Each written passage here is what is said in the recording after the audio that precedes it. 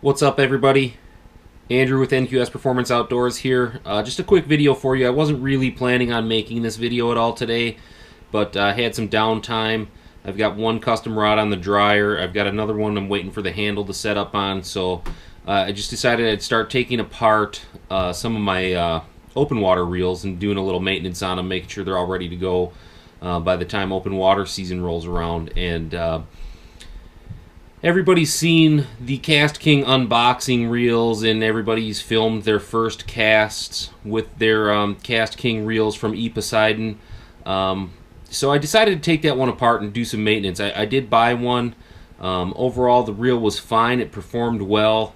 It's got a lot of features for very low cost. I caught everything from smallmouth bass, largemouth bass, northern pike, and even king salmon on my Kastking Legend Royal, and it held up to the task every single time. So performance-wise, I can't complain about it one bit.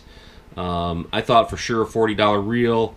If you've ever felt the power of a king salmon, I thought that reel would explode under that kind of load, but it didn't. It turned big fish, 20-pound class fish, turned them, got them to the boat. The drag worked. Everything held up flawlessly on the reel. So I do have it apart right now, and I just want to show you what I found when I started to go through and do the maintenance. So I'm going to turn the camera around here. I'm going to try to get you as close in on it as I can with the GoPro. I wish I had a better zoom function for you, but I think you'll be able to see what I need you to see, and we'll go from there.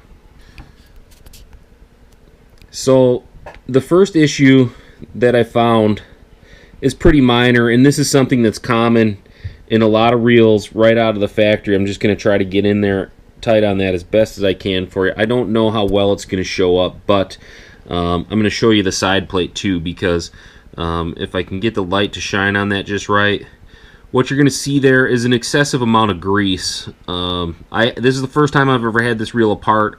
A lot of times if I get a new reel, I take it apart before I ever use it, clean it all up, make sure there's not too much grease, too much oil, anything like that in there, and then I start fresh with my own maintenance. But you can see I've used this reel. I used it hard for an entire season now, and this is the biggest issue, honestly, that I've found is the excessive grease. You can kind of see that the end of the spool there is also on the dirty side, but again, that's not a major deal. That's something that's pretty common. I've had that problem in some really expensive Shimano reels, quantum reels, just too much grease. I've had it also the opposite, where they're hardly lubed at all. You know, at the end of the day, these reels are assembled in a factory by people, so you're gonna see different levels of quality as far as the lubrication goes on some of these reels.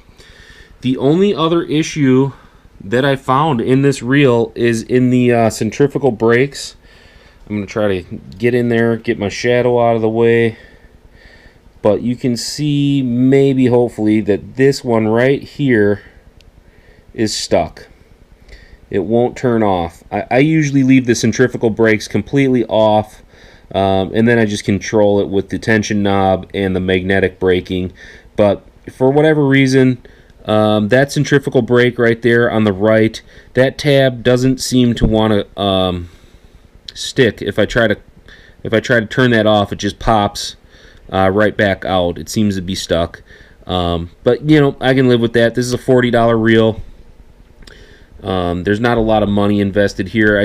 Curiosity got to me, and I ordered one of these up, and I wanted to fish it for a good amount of time so I could give you guys some honest feedback on it. But yeah, I mean, if you want to do your reel maintenance, there's just some basic tools you're going to need. You're going to need some precision screwdrivers, a 10mm wrench. I recommend doing everything on a nice white towel. That way when you set your screws down, they're easy to find. If something does fall out, it's not going to roll away from you. The towel's going to kind of absorb it and keep it in front of you, so you're not going to lose any parts that way. So anyways, that's what I've got for you guys today. 1 year later, Kastking Royale Legend 7-speed bait casting reel. Still in really good shape, just needs some good cleaning, and it's going to be good to go for another season here.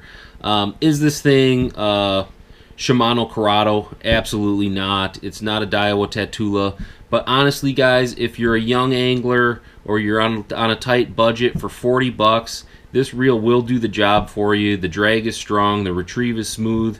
It's got plenty of power to haul in the big fish. Certainly it feels a little plasticky, and you'll see some corners that maybe they've cut, but at the end of the day, we're talking about a $40 reel here, and I wouldn't feel bad telling someone to go ahead and buy one of these. Now that I've used it for an entire season, gone through it, I'm going to put this thing back together, and I'm going to put it on the water for another season and see how it holds up in year 2.